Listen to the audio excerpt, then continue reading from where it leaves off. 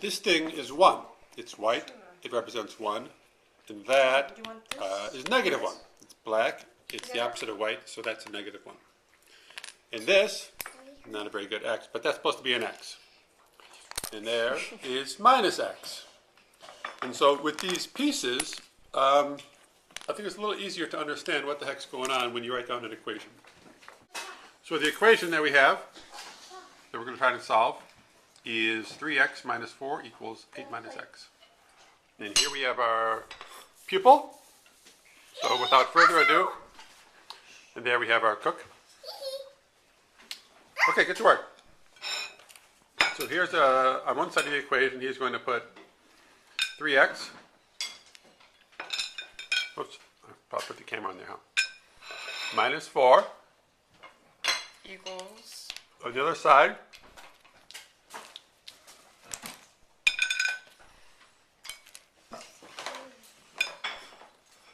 going to put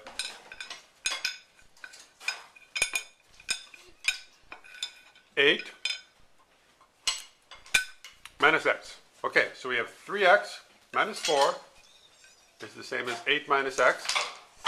And one of the key tenets of algebra is that if you do something to one side of the equation, you have to do exactly the same thing to the other side of the equation. As long as you do that, it's still an equation. So you can add x, subtract x, multiply by x, add 2, subtract 5.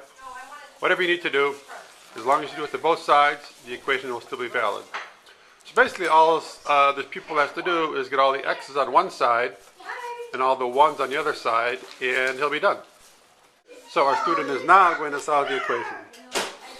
Okay, so add x to each side, and then negative x plus.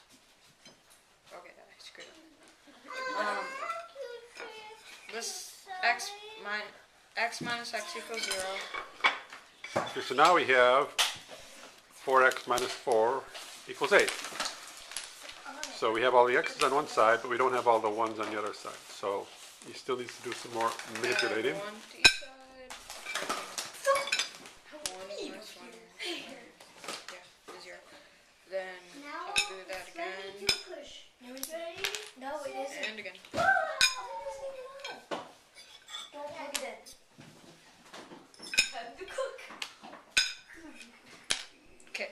Okay, so now we're practically finished. We have 4 x's over here, and we have a bunch of 1's over here.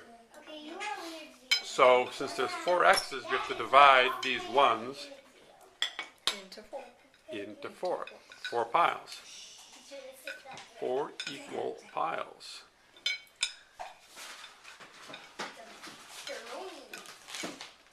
Alright. Looks like we got an equal number, so x equals 3.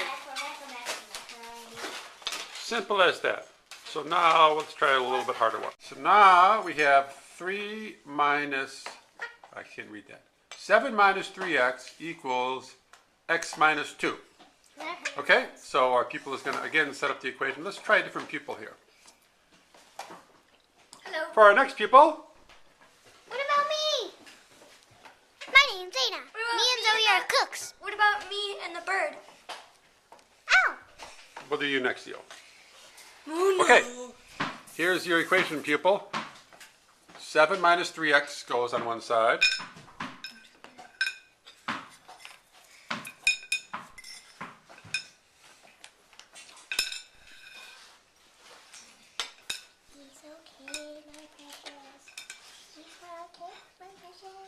That's going to equal x.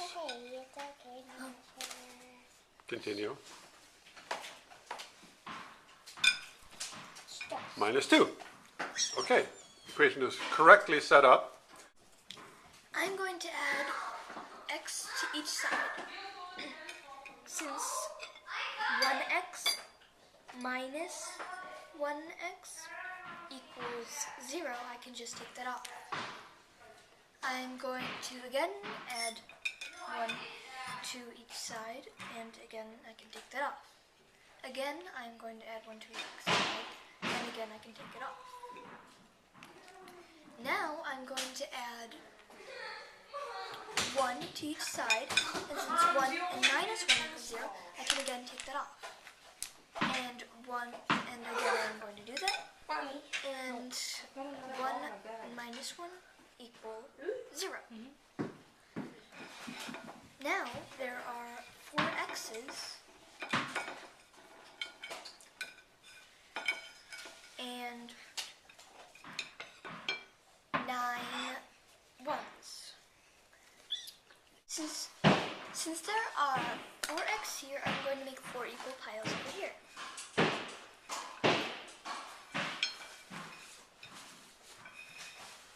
Since there is 1 left over and 4 piles, I know that I can just split this into 1/4, so the answer is 2 and 1/4.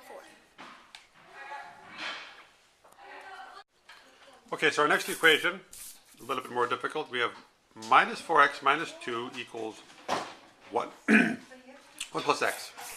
So after doing a few of these problems, you'll realize that when you add something to both sides, the net result is the same as simply taking one, flipping it over, and putting it on the other side.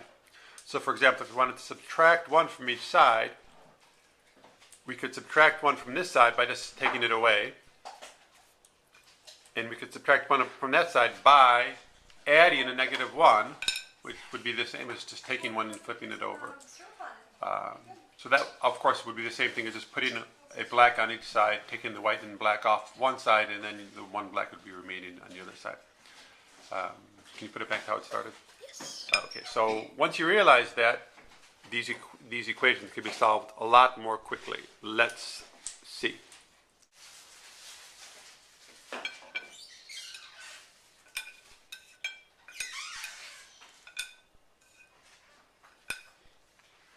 X equals negative 3/5. Negative 3/5.